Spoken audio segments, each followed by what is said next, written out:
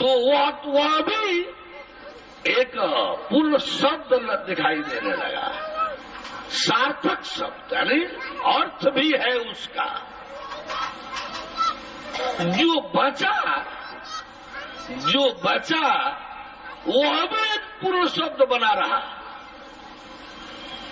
उसका भी शब्द भंग दोष नहीं हुआ, उसमें भी शब्द भंग दोष नहीं हुआ, वो भी एक पूर्ण शब्द बना रहा, सार्थक शब्द बना रहा, उसका भी अपना अर्थ था। पूर्णात् पूर्णम उदच्यते, उस पूर्ण से जब पूर्ण छिटक कर अंश एक छिटक करके अलग हुआ, तो जो अंश छिटक कर अलग हुआ वो शब्द भंग दोष में नहीं आया। दोनों जो है शब्द भंग दोष में नहीं आए, बल्कि जो अलग हुआ वो भी एक पूर्ण शब्द रहा और जो बचा वो भी एक पूर्ण शब्द रहा। पूर्णमेव अवशिष्यते, जो शेष बचा वो भी क्या रहा, पूर्ण रहा। पूर्णात् पूर्णम उदच्यते, उस पूर्ण से जो निकला वो अभी पूर्ण ही रहा। अब इसका अर्थ जानते हैं क्या ले लिए सब, ये जो है चोर सब जो है बनने जो जहे पाए सब है चोरी करने का कोशिश किया। वही दीप है, रोशनी है परमेश्वर, एक दीप से दूसरा दीप जला दो वो भी पूर्ण रह गया, ये भी दीप पूर्ण हो गया। अरे भाई वो ज्योति था ही नहीं, तो दीप ज्योति से आप क्यों इस ज्योति की बात कर रहे हो? वो ज्योति तो है ही नहीं, अंधकार तो है ही नहीं, प्रकाश वाला भी नहीं है, उसमें ना अंधकार है ना प्रकाश है। तो जब ज्योति उसमें ही नहीं है तो ज्योति से ज्योति जला करके आए पूर्ण से पूर्ण के उदाहरण कहाँ लाओगे?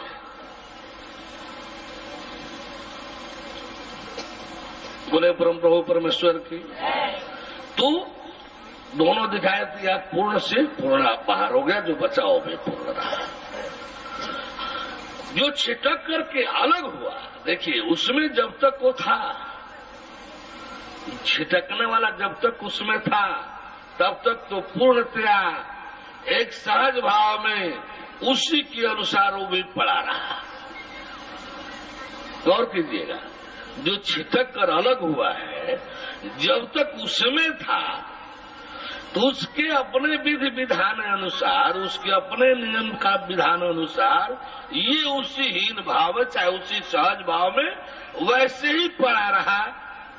लेकिन जब जैसे ही अलग हुआ, छिटक करके जैसे ही अलग हुआ, तब इसमें जो इसका अपना तेज था, इसमें एक प्रचंड तेज, प्रचंड अक्षय तेज पुंज जो है इसमें प्रकट हो गया। इसमें जो छिटक कर अलग हुआ, जो छिटक करके अंश अलग हुआ, अब ये सामान्य नहीं रह गया जैसे वो सामान्य था।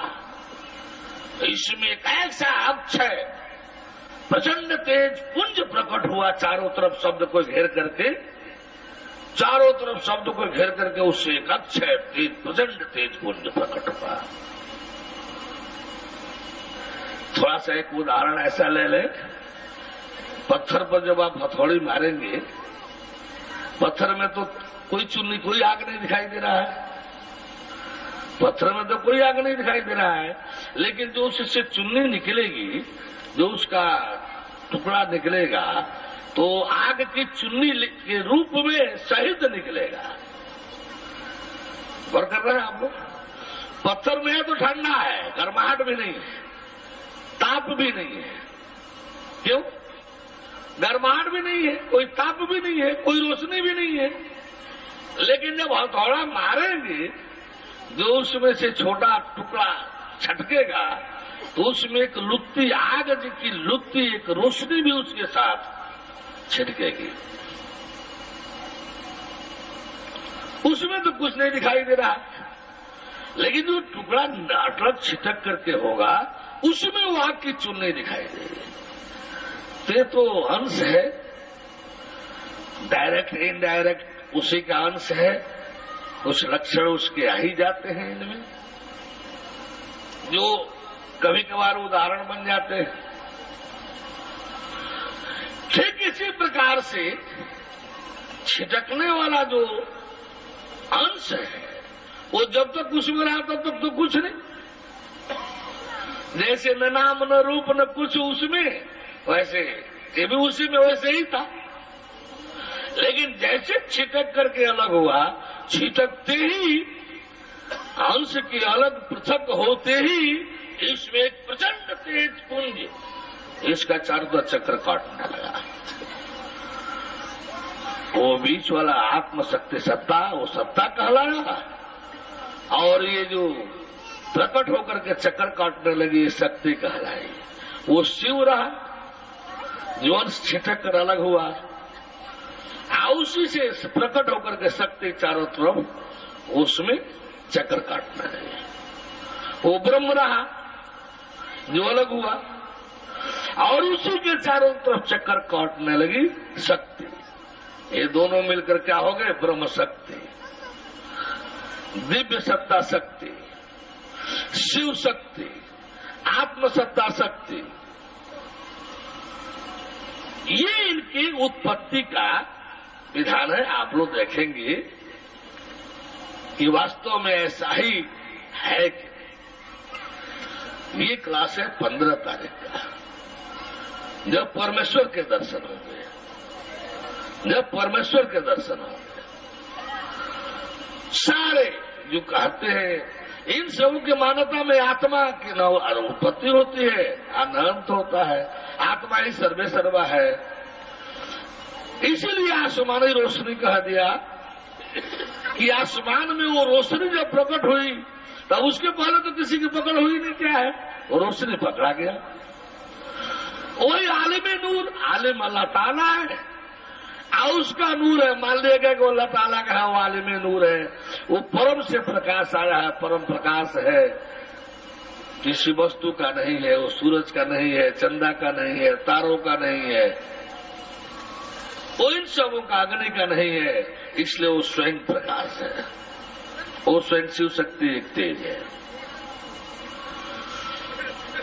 इस प्रकार से आत्मा जो तेज था, सर्वप्रथम तो वो अलग होकर के आदि शक्ति का महामाया का रूप लिया।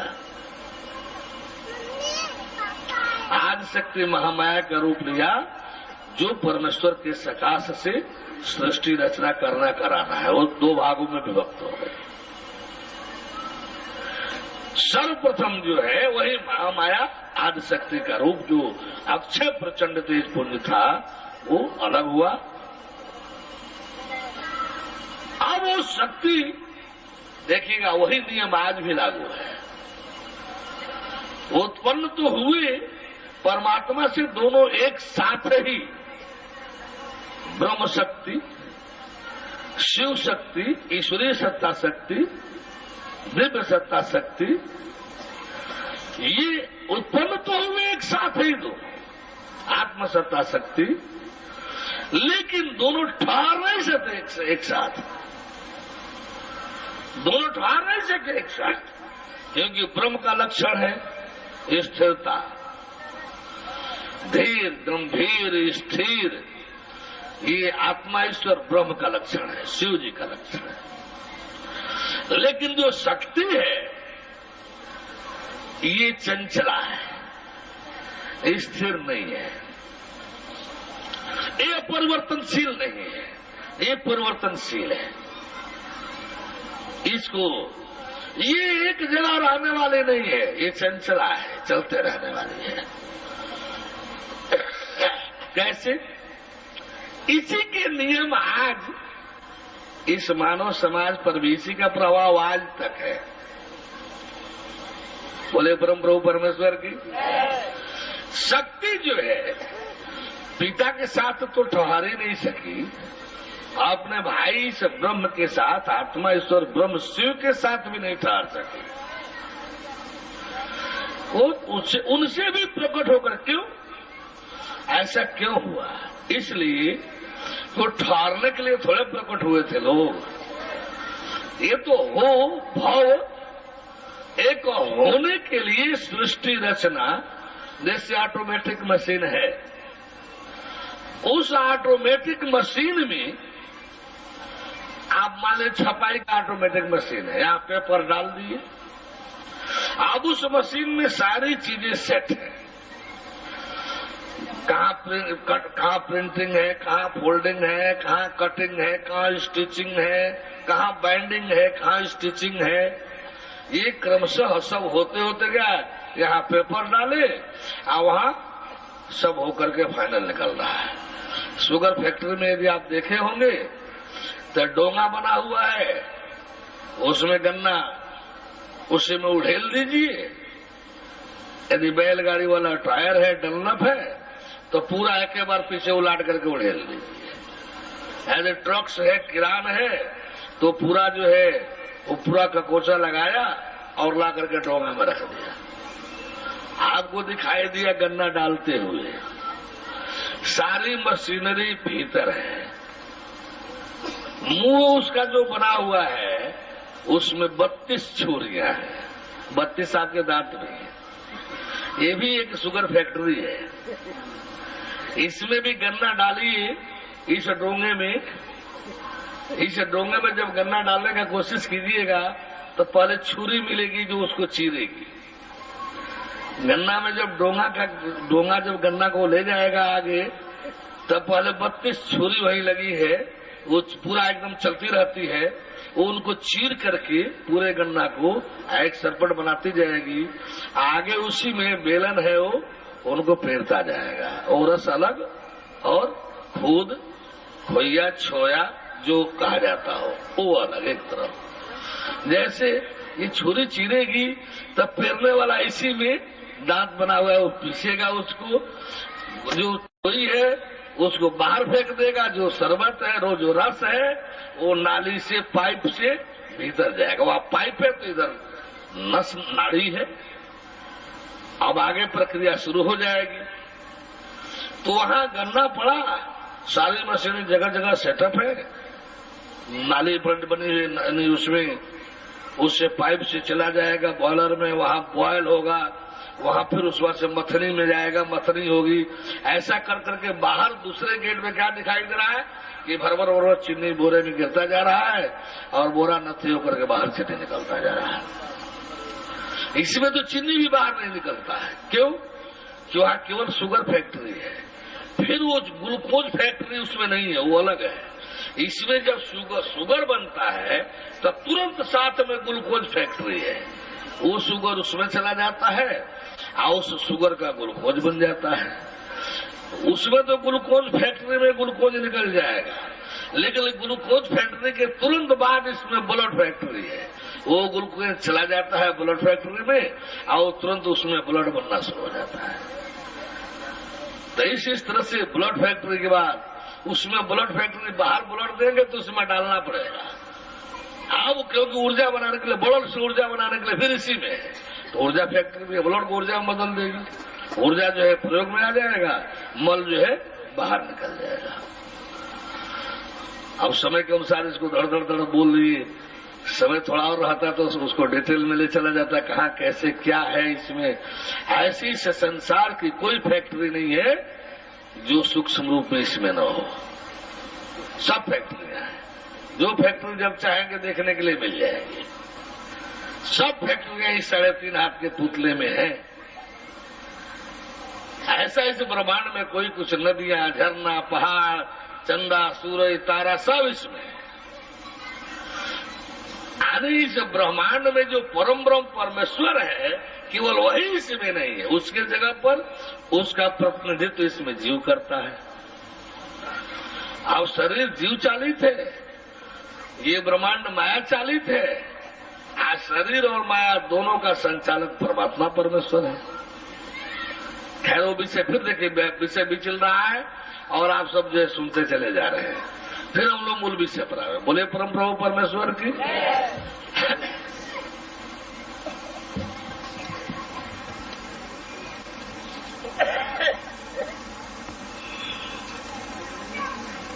बोले परम प्रभु परमेश्वर की। अधिकांश समय तो हम लोग का निकल जाता है नकारात्मक मस्तिष्क को सकारात्मक बनाने में, झाड़ू बहारू लगाने में, बीच बीच में हुआ करने वाले आ जाते हैं सब नतीजे और थोड़ा सा डिस्टर्बेंस होने लगता है। हुआ उनको सीखना नहीं है। क्या भी गुरु क्या सीखने ही नहीं गए थे? क्या अर्थ है? क्या गुरु ने ही सिखाया है कि कोई सत्संग हो उसको मत होने देना है? ये कितना घृणित भाव है, इसको क्यों नहीं पकड़ते हो आप? गुरु को पहला उपदेश होना चाहिए कि कोई भी सत्संग है तो उसमें बैठो, सुनो, सच्चाई जानो, यदि गलत लगता है तो प्रयास करके जनाने वाले से आप उसका शंका समाधान करो। सारे क्रियाकलाप अपनत्व रूप में शांति भाव में होने चाहिए। यदि ऐसा नहीं सिखाया जिस गुरु ने, तो उसने क्या सिखाया? क्या यह असुरता नहीं है? सत्संग में अवरोध डालना, बाधा डालना। जाते हैं सर 4 दिन के बच्चे, उन सबको जनाना भी नहीं, लोग जाने कि हम गुंडा लोफर हैं। और आते ही में आप पिता के अनुरूप अनुकूल बने रहेंगे। लेकिन 2-3 लड़कियां हो जाएं, 4 लड़कियां हो जाएं, तो 4 जगह जाएंगी, कोई नहीं बनी रहेगी पिता और भाई के साथ, वो 4 जगह जाएंगे। यानी ये जो चंचला शक्ति है वो परिवर्तनशील है, वो चंचला है, एक जगह रह नहीं सकती है, वो परिवर्तन खोजती रहती है। यानी वही लक्षण आज भी स्त्री उसकी लक्षण की स्त्रियां हैं और सत्ता लक्षण के पुरुष हैं। आज ये स्त्री कामनी और कांचन जो माया के 2 रूप हैं, स्त्री और संपदा, इन दोनों को माइनस कर दिया जाए तो कोई अलग बिलग हो ही नहीं।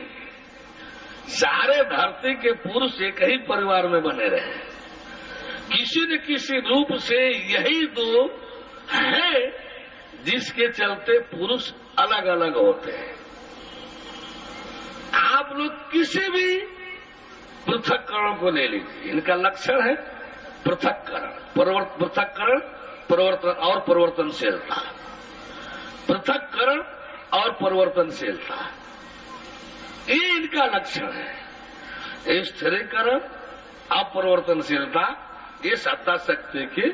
जब भी आत्मा ईश्वर ब्रह्म मिलेगा, जहां भी मिलेगा, जब भी मिलेगा, पता चलेगा वो एक वही तेजो में ब्रह्म ज्योति है, ब्रह्म सत्ता है, शिव शक्ति है, वो है जो था है। जब भी आत्मा ईश्वर ब्रह्म रूप से मिलेगा तो सतयुग में भी किसी को मिला तो वही उसी रूप में मिलेगा। त्रेता में भी मिला परमेश्वर के तरह से, परमेश्वर अपने परमेश्वर रूप में है। आत्मा ईश्वर ब्रह्म भी जब मिलेगा तो आत्मा ईश्वर ब्रह्म रूप में मिलेगा, चाहे जब जिस युग में जहां पाइए। लेकिन ये शक्ति आप पुरुष को तलाशिए तो एक ही जगह पर पीढ़ी दर पीढ़ी दर पीढ़ी जहां तक खोजेंगे एक ही जगह मिल जाएगा।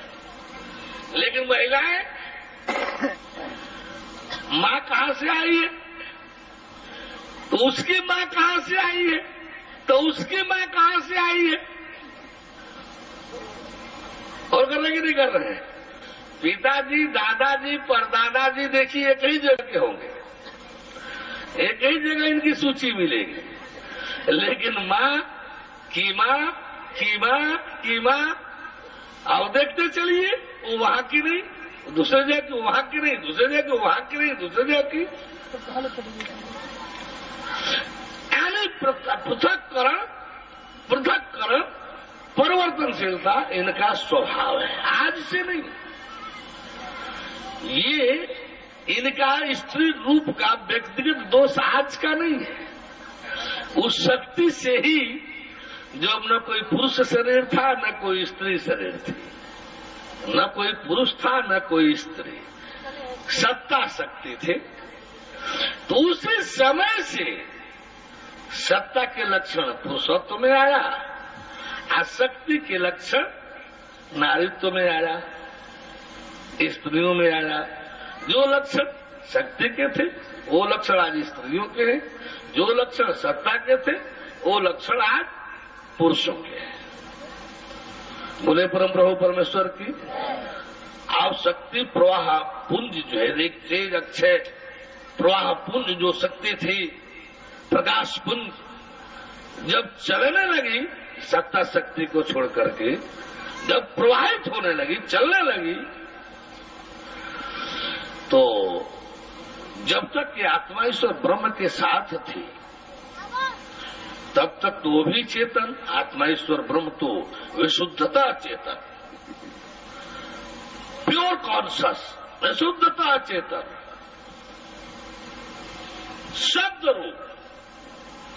शब्द रूप ये भी प्रकट होते समय जैसा परमेश्वर था। लेकिन जब प्रचंड तेज पुण्य शक्ति का प्राकट्य हुआ तो ये ज्योतिर्मय शब्द हो गया, ब्रह्म सत्ता शब्द रूप हो गया। आज शक्ति जो है वो ज्योति रूपा हो गई, तो ब्रह्म शक्ति कहलाए, शिव शक्ति कहलाए। शिव वो शब्द और ज्योति शक्ति, शक्ति ये ज्योति हो गई। असत्ता जो बीच में नाभिक रूप से जो शब्द बचा था वो था। ये क्रम बना रहा गया। जब शक्ति अलग हुई तब तो शब्द का तो रूप अलग हो गया, शक्ति तो अलग हो गई। तो जैसे कोई लड़की जब अलग होती है तो अलग होने के बावजूद भाई बहन होने के नाते उसका कुछ प्रभाव भाई पर, इस उदाहरण से आसानी से पकड़ में आएगा। और भाई का कुछ प्रभाव बहन पर, अपनत्व का भाव दोनों में कुछ न कुछ बना रहता है। अलग होने के बावजूद भी, पृथक होने के बावजूद भी जो दोनों में अपनत्व बना रहता है, तो शक्ति का प्रभाव जो सत्ता पर बना रहा, तो सत्ता जो आत्मा ईश्वर ब्रह्म था, सत्ता जो आत्मा ईश्वर ब्रह्म था, अब उसका प्रभाव यहां बना रहा, तो प्रधान तो शब्द हो गया। गौण रूप में ज्योति, उसके प्रभाव में, और उसके बाद ज्योति था, वो ज्योति है कुछ छोड़ी, अपने प्रभाव के रूप में उसने कुछ ज्योति छोड़ दिया। अब इनका नाम क्या पड़ा? ब्रह्म ज्योति रूप ब्रह्म, स्वयं ज्योति रूप शिव शक्ति, शिव, आत्म ज्योति रूप आत्मा। अब इनका ये ज्योति जो है इनका गौण हो गया। ज्योति तो उसके प्रभाव रूप में कुछ छूटी तो ज्योति गौण हो गई, शब्द प्रधान हो गया, और इनका प्रभाव उसके साथ गया। ये शब्द थे, आत्मा ईश्वर ब्रह्म शब्द थे, तो इनका भी प्रभाव उधर गया। लेकिन वो स्वतः में शक्ति थी, शक्ति का ज्योति प्रधान हो गया, इनका जो प्रभाव उधर गया तो इनका अंश तो गया नहीं, प्रभाव गया।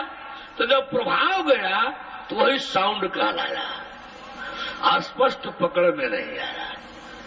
यानी प्रभाव था तो सीधे पकड़ में ज्योत, गहराई से जब पकड़ने जाएंगे, जांच करने जाएंगे, तो उस ज्योत में गौण रूप से साउंड मिलेगा। यानी ये शक्ति क्या है? Sound and light. शक्ति क्या है? Sound and light. लाइट प्रमुख है, साउंड उसमें अंतर्निहित है। खोज करने में पता चलेगा।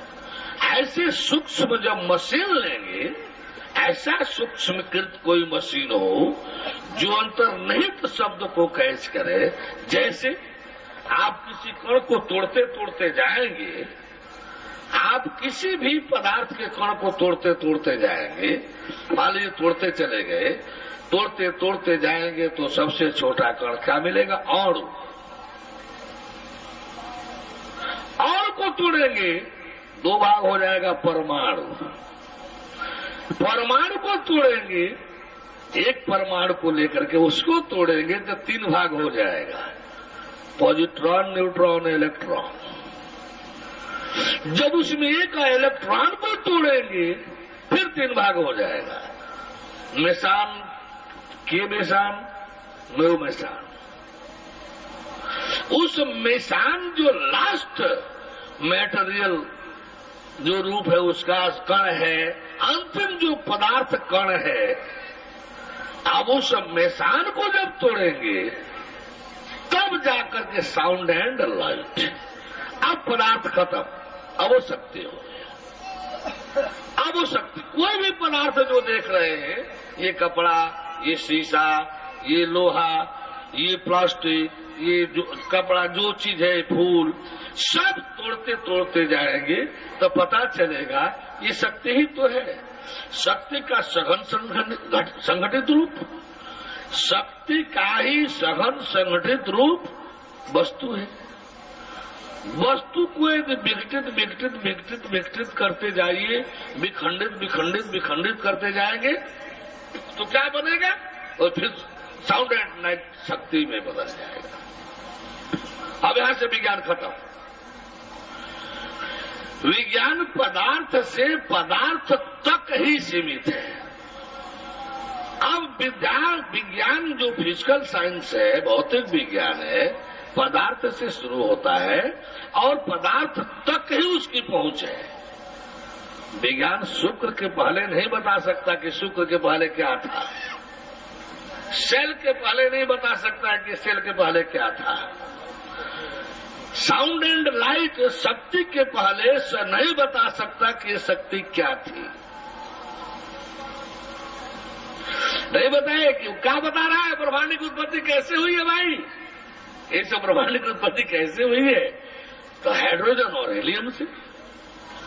अब उसको कौन समझावे कि हाइड्रोजन और हीलियम पदार्थ नहीं है। जब ब्रह्मांड की उत्पत्ति बता रहा है तो हाइड्रोजन और हीलियम के पहले चलो ना। ये हाइड्रोजन और हीलियम कहां से आ गए? बोले परम प्रभु परमेश्वर की। तो हम लोग जो अब देखेंगे वो प्रकाश पुंज, इसमें है चेतना, जो शेष बच गया शब्द प्रधान ज्योति गौण।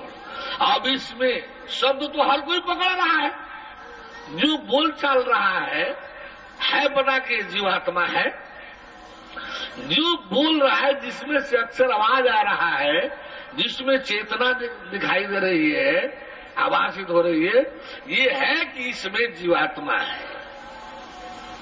लेकिन अब इसकी ज्योति को पकड़ना होगा,